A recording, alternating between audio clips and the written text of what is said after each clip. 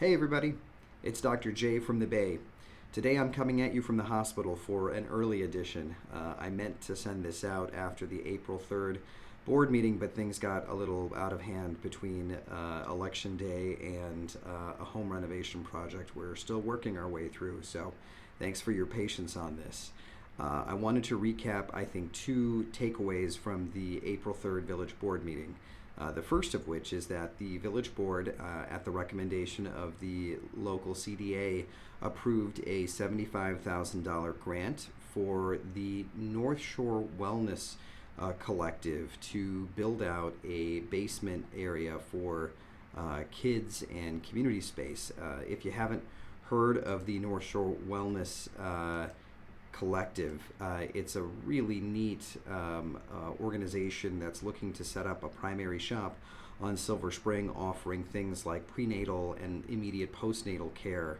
I think it's a really unique business, and I think Silver Spring will be richer for it. The second discussion that we had that I think is going to have important ramifications for you was a discussion about a community development or economic development position for the village.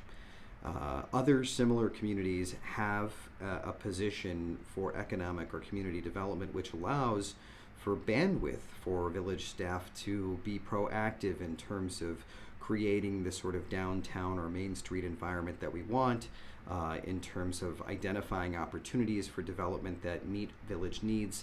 And I think my personal opinion is that Whitefish Bay could use a similar position. Now, the first thing we need to do, which was rightly pointed out at the village board meeting, is to align on what a vision for our community looks like.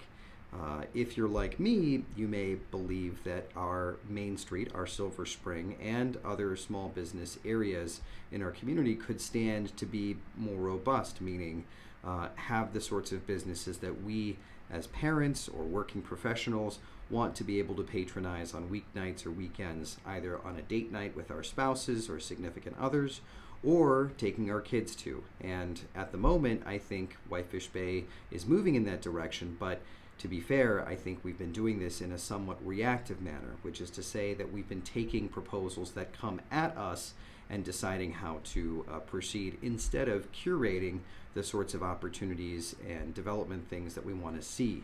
One great example of this is the Women's Club Center that was sold to a private developer last June. As you know, the Women's Club is a private entity and has every right to sell to whomever they choose, but I do believe that the village had an opportunity to identify a property of importance to the community and work with the Women's Club to find a suitor who would give the Women's Club members what they are looking for in terms of a buyout for their property, and give the community what it's looking for in terms of a property that meets the vision and goals of our community. There's a lot of things baked into that set of assumptions or personal beliefs.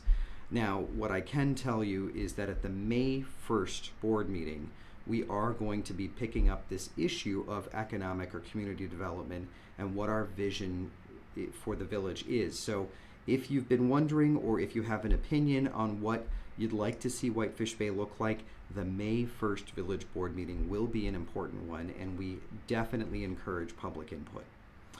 On a parallel note, as you know, I've been working on an initiative to develop a community-based magazine for Whitefish Bay, and we've identified a couple of fantastic editor candidates. We've identified a fantastic roster of writers, photographers. I'm just so grateful for the outpouring of volunteers and for the great community support that you've already given. What we do need, though, is dollars and cents. And so the Civic Board, the Bid Board, the Village Board, and the Education Foundation are going to be taking up the question of whether or not to support this.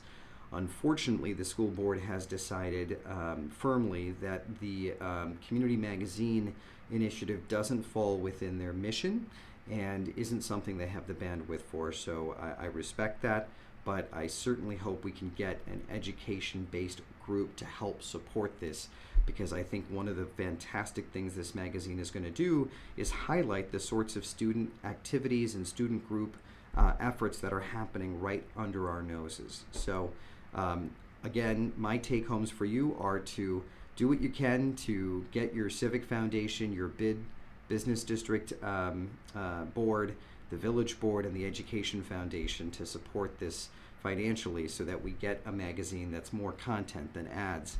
And again, the May 1st board meeting is going to be the meeting where the village board takes this up. So lots of reasons where we would love to see you at the May 1st board meeting.